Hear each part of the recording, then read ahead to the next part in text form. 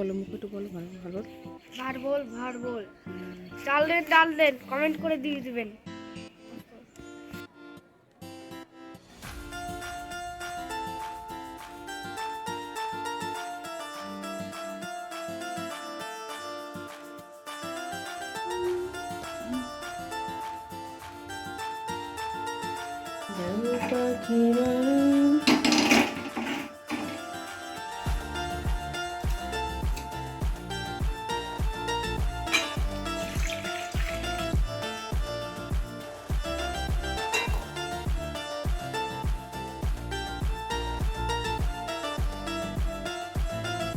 এবার একটু জলে লবণ দিয়ে দেবো।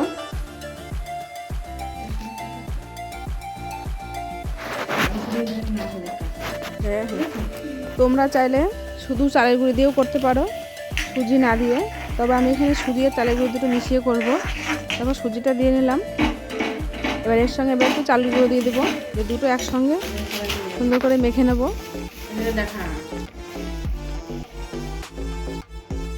চালের গুঁড়ো দিয়ে দেবো।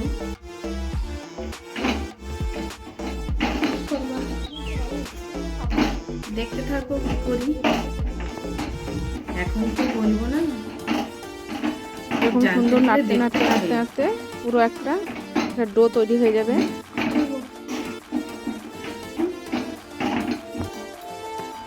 আর একটু নরম নরম লাগছে, ওই জন্য আরেকটু চালের গুঁড়ো দিয়ে দিলাম।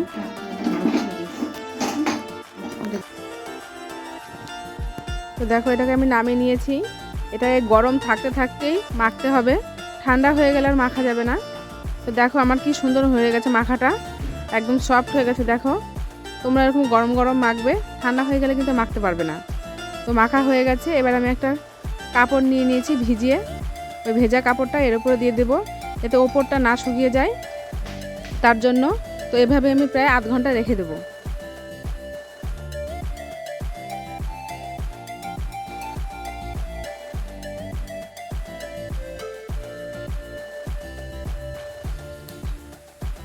এবার চলে এসেছি যে নারকেলটা ফাটিয়েছিলাম আমি, সেটাকে একটু কুড়িয়ে নেব। নারকেল দেখো,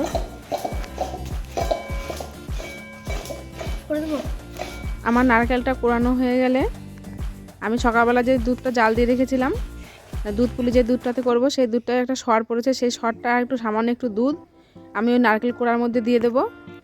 আর সামান্য একটু চিনি দেব। তবে চিনিটা তোমাদের স্বাদ অনুযায়ী তোমরা দেবে, বেশি মিষ্টি খেলে বেশি দেবে। আমি একটু মিষ্টিটা কমই দিব, তোমার দাদা ভাই অত মিষ্টি খায় না, ওই জন্য। তো এই চিনিটা দেওয়া হয়ে গেলে সবগুলোকে এক সুন্দর করে একসঙ্গে মেখে প্রায় আমি আধ ঘন্টা রেখে দেবো। আমি যদি নারকেলে যখন নাড়ু করি চিনি দিয়ে, তখন এইভাবে মেখে প্রায় আধ ঘন্টা রেখে দিই, তাহলে চিনিটা দানাটা একদম গলে যায়। আর আমার এটা মানে যখন আমি নাড়ুটা করি তখন আমার করতে সেটা সুবিধা হয়। তো তোমরা এরকমভাবে করবে, দেখবে। জানি না করো কি না, তবে মনে হয় অনেকেই করে। তো দেখো আমার আধ ঘন্টা রাখা হয়ে গেছে। তারপরে আমি এটা গ্যাস জ্বালিয়ে এটাকে আমি পুরটা করে নেব।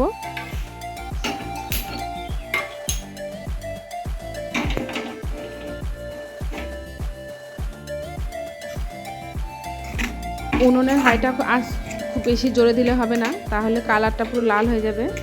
ওই জন্য সিমে দিয়ে আস্তে আস্তে এটাকে নাড়তে হবে আর করতে হবে। এটা সম্পূর্ণ অপশনাল, তোমরা চাইলে দিতে পারো। আবার তোমাদের যদি মনে হয় যে না এলাচ ছাড়া খাবো, তাহলে তোমরা এলাচ নাও দিতে পারো। তো এটা তোমাদের ইচ্ছা অনুযায়ী। তবে এটা দিলে কি বলো তো, একটা ফ্লেভারটা একটু ভালো হয় আমার মনে হয়। তাই আমি এখানে দুটো এলাচ এই হাত দিয়ে একটু ছিঁড়ে দিয়ে দেবো। তবে এটা আমরা যেমন নাড়ু করার মতো অত পাক দেওয়ার দরকার নেই, একটু আঠা আঠা দেখো হয়ে এলেই এটা নামিয়ে নিতে হবে। এটা আমার হয়ে গেছে, এটাকে আমি নামিয়ে নেব। তো আমার পুরটা দেখো রেডি হয়ে গেছে, নামিয়ে নিয়েছি আমি একটা বাটিতে। তারপরে দেখো আমার ডোটা কেমন সুন্দর হয়েছে, প্রায় আধ ঘন্টা আমি রেখে দিয়েছিলাম। তো এখন আমি এটাকে আর একটু সুন্দর করে একটু মেখে নেব।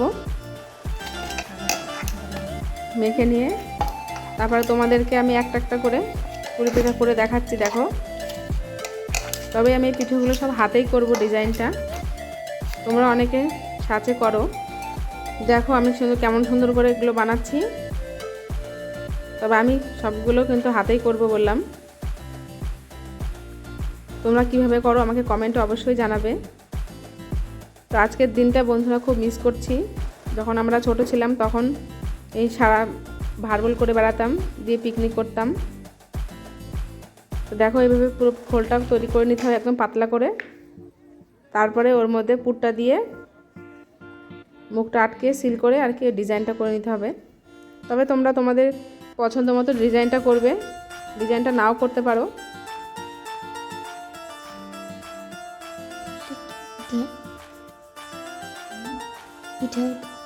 আমার এই ডিজাইনটা আমার বাবার কাছে শেখা। আমার বাবা খুব সুন্দর পুলি পিঠা তৈরি করে।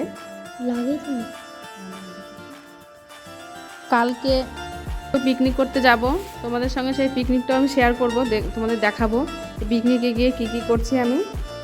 তোমার ভিডিওটা দেখতে থাকো।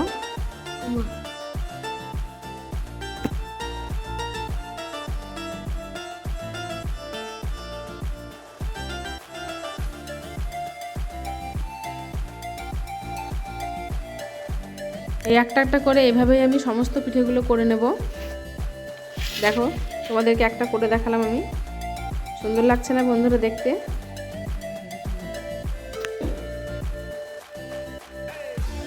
সময় চলে যাচ্ছে। তো আমার প্রায় সব পিঠে তৈরি করা হয়ে গেছে। দেখো পিঠেগুলো কি সুন্দর লাগছে দেখতে।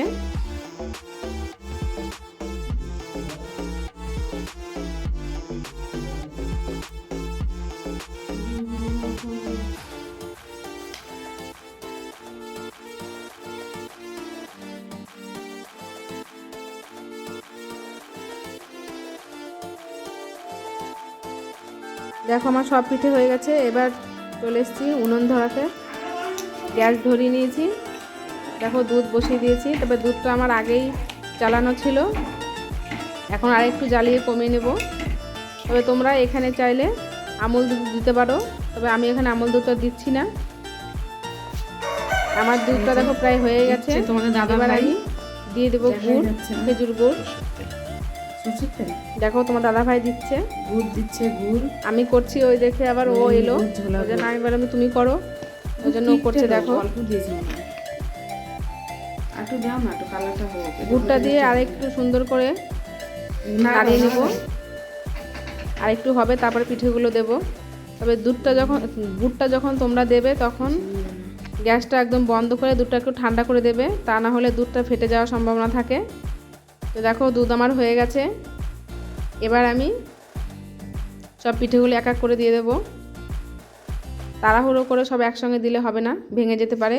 ওই জন্য একটা একটা করে ছাড়বো আমি।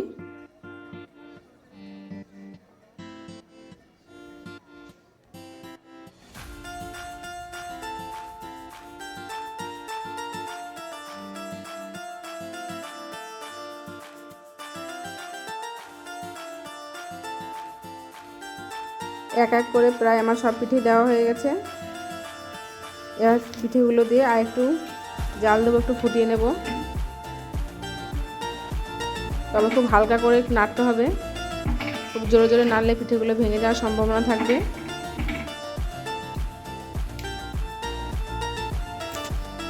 যেহেতু পিঠেতে খেজুরে গুড় দিয়েছি দুধে, ওই জন্য একটা মানে আলাদা একটা গন্ধ আসছে।